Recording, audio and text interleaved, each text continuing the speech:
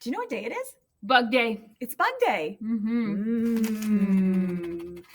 Today, coming right at you here. Today, your teacher has a packet of Cricket Bites that he or she will be offering to you. And who's going to eat one? Yeah. Who's going to do it? Who's going to eat one? Who's brave? Who's going to try one out today? So you got a little snacky snack going on. So let's see how Angelina Jolie does. Yes, celebrities enjoy this as part of their cuisine. Yeah, let's see how she enjoys her cuisine.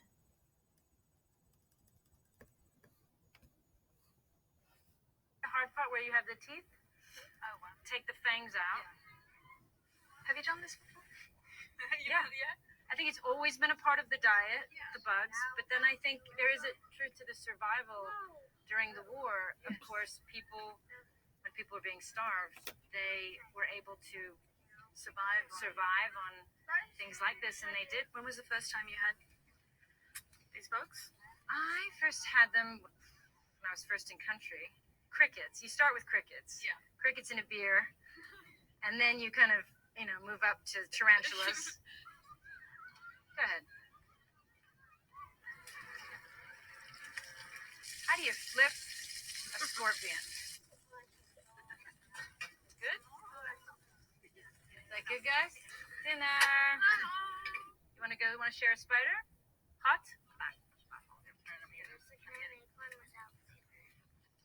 It's actually really good, the flavor. Okay. Nice. Huh? I can see why you're into this. It's hard to chew. Yeah. Scorpion. You like chips? Like chips, yeah. Some chips and some chips. Yeah. Many surprises.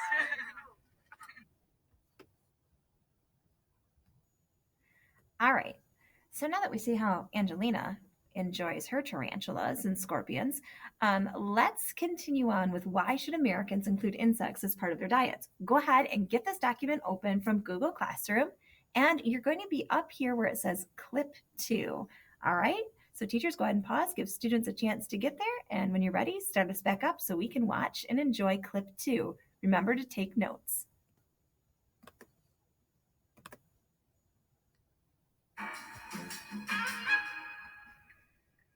The world's population is projected to reach 11 billion by the end of the century. Feeding that many people will be a challenge, and it is further complicated by the impact of climate change on agriculture. That is why some people advocate an unusual way to boost the food supply and feed people sustainably, by eating less meat and more insects. About 2 billion people already eat bugs. Mexicans enjoy chili toasted grasshoppers. Thais tuck into cricket stir-fries, and Ghanaians snack on termites. Insects are slowly creeping onto Western menus as novelty items, but most people remain squeamish. Yet there are 3 reasons why eating insects makes sense. First, they are healthier than meat. There are nearly 2,000 kinds of edible insects, many of them packed with protein, calcium, fiber, iron, and zinc. A small serving of grasshoppers can contain about the same amount of protein as a similar-sized serving of beef, but has far less fat and far fewer calories. Second, raising insects is cheap or free. Little technology or investment is needed to produce them. Harvesting insects could provide livelihoods to some of the world's poorest people. Finally, insects are a far more sustainable source of food than livestock. Livestock production accounts for nearly a fifth of all greenhouse gas emissions. That's more than transport. By contrast, insects produce relatively few greenhouse gases, and raising them requires much less land and water. And they'll eat almost anything.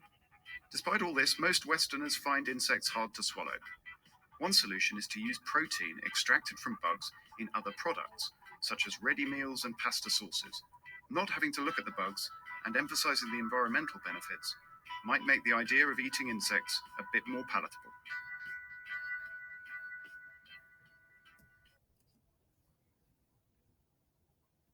All right, so that video was full of some great reasons, and he really lined them out when he said there are 3 main reasons. And they're, again, hearing that there's less fat in insects than there is in beef. But the similar amount of protein and vitamins, and then it has fiber, which meat doesn't have. And I like the other claim that he made, that this could boost the food supply, that there's 2,000 different kinds of bugs and we have this growing planet, that this is a way to feed a hungry population, and even economically to provide jobs, because Yep. you don't need tractors and massive amounts of land, that insect farming is sustainable for the environment and relatively cheap to do. So interesting perspectives. Yeah, I like that. If you are poorer and you can't get a farm up and going, you Yeah. could get an insect farm up and Side going. job for us? Side Yeah, job? Summer job. All right. Yeah, we could do that for sure. McPrensky Bug Farm. Come Coming get your crickets. way. All right. Chocolate covered though. Oh, They'd have to be. delicious. So you should have jotted down a few notes here that go with clip 2. So now let's revisit our claims. Okay, so let's take a look at the perfect meal. If you weren't with us yesterday, this is what we opened, and it gave us claims are like your big main reasons that you're going to build your argument off of. Like, they're plentiful, and then you'll find some evidence. They're popular, give us evidence. Delicious. So we need 3 for this argument. The last clip had some new ones, that it's a way to solve world hunger, and also that it's economic. It's a way to provide jobs. So this is a great place, this resource, to come up with some claims. But if you hear some from clips or articles and those interest you or strike a chord, feel free to use those claims or those big reasons as well. So let's just make sure you have them on your organizer. So you're looking down here at your organizer, you should have claim 1, and you should have gotten some evidence for at least one of your claims. And then today you might be looking at claim 2 and looking for some new evidence to support your claim, or you might be looking at claim 3 and trying to support that one. So now we are going to move to document 2. Article 2 is called Would You Eat This? And a really good looking maggot will pop up there, nice little grub. And this is the focus of the rest of the hour. Of course, we will have a grand finale where you get to eat the cricket at the end of the hour. So as we read, we're going to read this one together. We're going to look for evidence, what experts say, researchers, people in the industry, data. That is hard evidence from the text that we can put onto that document to support one of your claims. Would you eat this? Yep. And as we read it, if you see something that works for yours, go ahead and get it put into your chart. Make it bigger. Okay. All right. So you should hopefully have this open, and we're going to make this nice and big. Look how big he is on the screen. All right. Many experts say that insects are the food of the future. So does that mean that one day you'll be eating maggots for dinner? I don't know. In your hand, you are holding a piece of toast topped with something that looks like beans. You inhale that pleasant buttery scent, and your stomach starts to rumble in anticipation. You chomp down. The crispy morsels explode in your mouth, releasing their delicious, creamy insides. The taste is distinctly nutty. Congratulations, you have just swallowed a bunch of mealworms. Now hold on, don't be grossed out. Mealworms, along with many other insects, are quite scrumptious. Plus, insects are highly nutritious, and studies show that eating them is easy on the environment. But can entomophagy, that is bug eating, ever become popular in America? Finger licking good. Humans have been eating insects for millennia.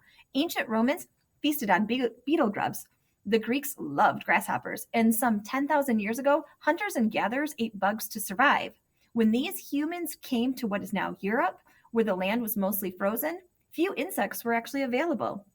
As people settled and began raising cows, sheep, and other animals, insects became a delicacy rather than a food source. Something special. And although entomophagy has long been out of favor in many parts of the West, insects remain popular dishes in other parts of the world. Travel to Mexico and ask to sample escamoles, ant eggs fried in butter and spices and served with tortillas. In Uganda, try termites, steamed in banana leaves and served de-winged.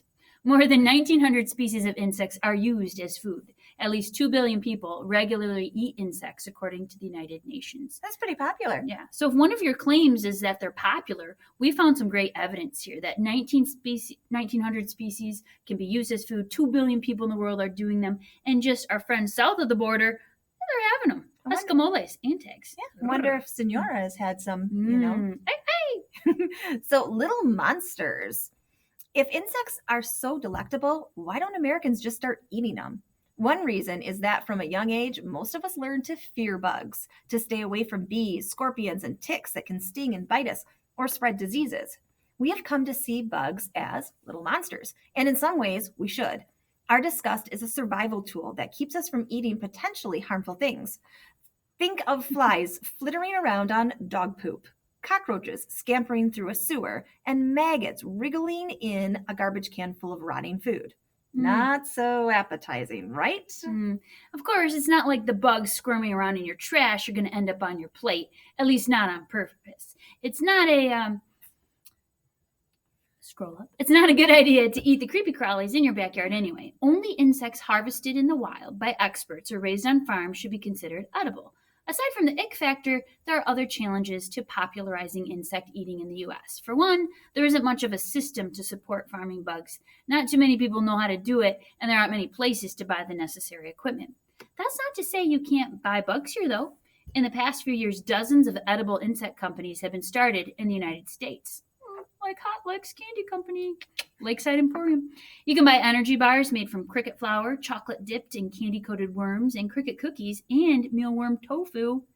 And it's legal to sell whole insects raised for eating, as long as the scientific name appears on the package. So that's true. If you go to Health Hut, they have cricket flowers and some different chirps and things you can have for snacks. That's cool. Yeah. For the most part, however, the supply of edible insects is small. As a result, they are expensive. Cricket chips or chirps cost $15 for three 5-ounce bags. That's 4 times more expensive than the comparable amount of beef. For that reason alone, few chefs are likely to add bugs to their menus, though some high-end restaurants are already serving them. Among the most popular dishes at Black Ant in New York City are Black Ant guacamole, grasshopper soup, and sauteed grasshopper tortillas. Yeah.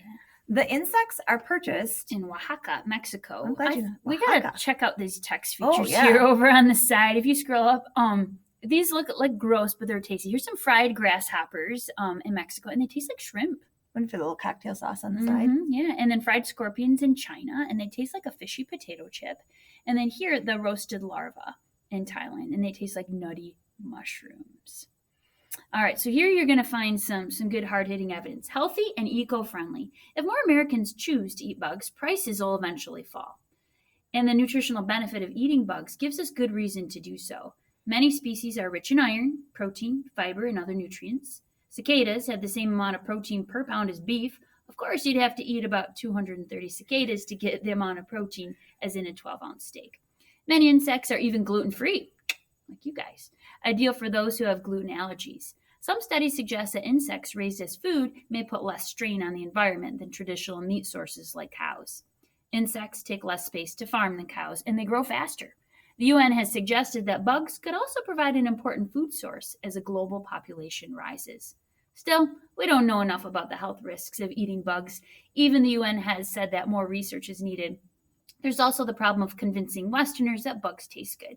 Then again, when sushi first arrived in the US, many Americans were grossed out by the idea of eating raw fish. But now there are more than 4,000 sushi restaurants across the country, and it's a $2 billion industry. So who knows?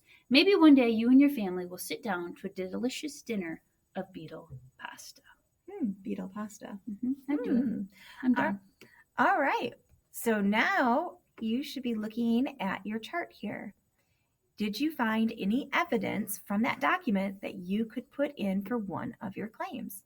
And if you did, make sure and copy and paste it in there. Put your quotation marks around it, and make sure and write document 2 that's where you took it from. All right. And if you didn't want to use anything from that article, that's okay. We have more sources coming at you tomorrow, and the clips are also fair game for collecting evidence. We just want to make sure that the evidence that you find aligns or connects or supports the claim that you have. For example, if you're saying they're environmentally friendly, I don't want a quote that talks about how good they taste. I want a quote that talks about how it's 22,000 liters of water to produce a kilogram of beef versus only 1 liter of water for a kilogram of bugs. That connects to being environmentally friendly. So make sure that they align there. So do that, and we've got a treat for you next. Ooh, so now teachers have a little cricket bites for you to try and sample in your classroom. Mhm. If you have a shellfish allergy, you should not eat crickets. So, but otherwise, they are perfectly healthy to Mhm. eat. And different classrooms you have your own flavor. So enjoy the flavor you have. And I can't wait to hear how Mhm. how you enjoyed Mhm. these Cheers. crickets. Cheers! See you tomorrow.